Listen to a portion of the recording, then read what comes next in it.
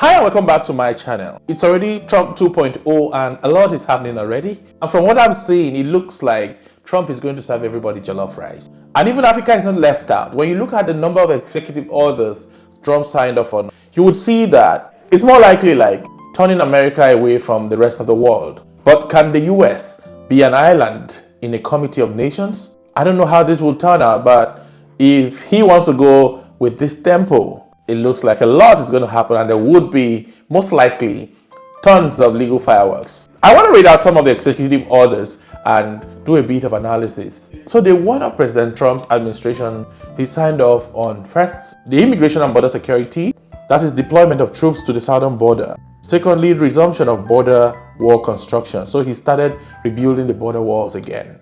An executive order was also signed to end birthright citizenship for children of non-citizens and unauthorized immigrants. Emergency and environmental policies. National Energy Emergency Declaration.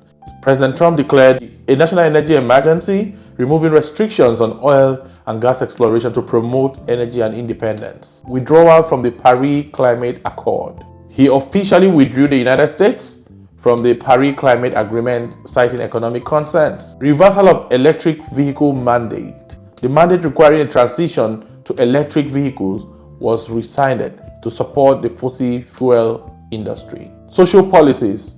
Pardons of January 6th participants. President Trump issued pardons for individuals convicted in relation to the January 6th Capitol events. Restatement of traditional gender definitions. He signed an order defining gender strictly as male or female, impacting various federal policies. Termination of diversity programs.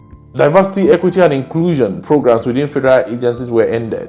And other notable actions were review of U.S. foreign aid. A comprehensive review of foreign aid program was initiated to ensure alignment with national interest. Establishment of the Department of Government Efficiency. And also withdrawal from the World Health Organization. And the withdrawal is set to take effect within 12 months, during which the U.S. will halt its financial contributions to the organization. And before I get into this discussion, what is the U.S. foreign policy?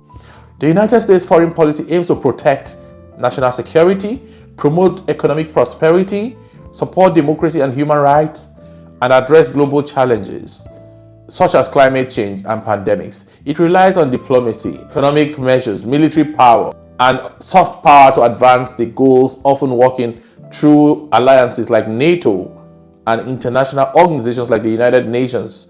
Recent efforts include counterterrorism, fostering global stability, promoting trade agreements, and addressing humanitarian crises. While its approach evolves with administrations, U.S. foreign policy consistently seeks to balance national interest with international leadership and cooperation. This is quite interesting because Trump 2.0 is looking at America. It's looking at make America great again. It has removed the diversity, equity, and inclusion. He says looking at the merit-based system, which means total removal of consideration for other races. If you have to get that position, it's purely merit. But how do you qualify merit? And how do you justify who gets it on merit? That's aside. The removal of the US from the World Health Organization will deal a deadly blow to global health issues, particularly to developing nations in Africa, Asia, Middle East, and the rest of the world that still depends on aid. What about the vaccinations, treatment of malaria, HIV/AIDS, antiretroviral, and other diseases that we rely on the World Health to support? Removal of the United States from such international agencies will really affect a lot of countries. Many countries rely on the World Health and international development organizations for public health and other developmental issues.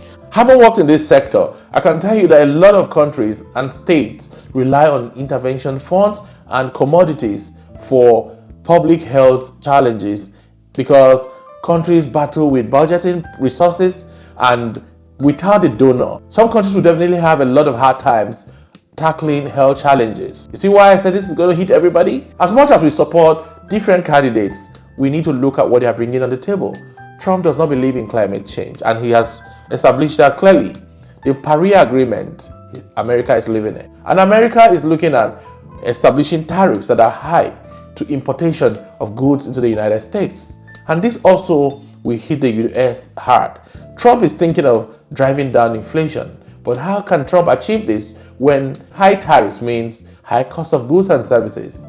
This is quite funny, and Trump's approach is one that looks like something that could be catastrophic. But I don't think it makes sense isolating the US from the rest of the world. There are a lot of sanctions that I think could be unnecessary. Citizenship by birth has been signed off, and these and many more executive orders may have to go through legal fireworks. The coming days is going to be quite interesting because tons of litigations and legal fireworks is what will happen. And a lot of these will distract Trump from actually providing leadership.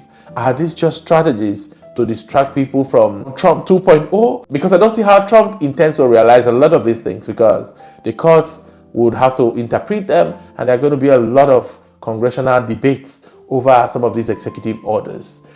I don't know if America is ready to isolate itself from the rest of the world, because America's foreign policy is one Trump is working against. If I read clearly what the foreign policy is in summary, and I don't know how Trump wants to move America to a position of prosperity if you're not collaborating with other parts of the world. You don't bring prosperity within your country if you don't collaborate.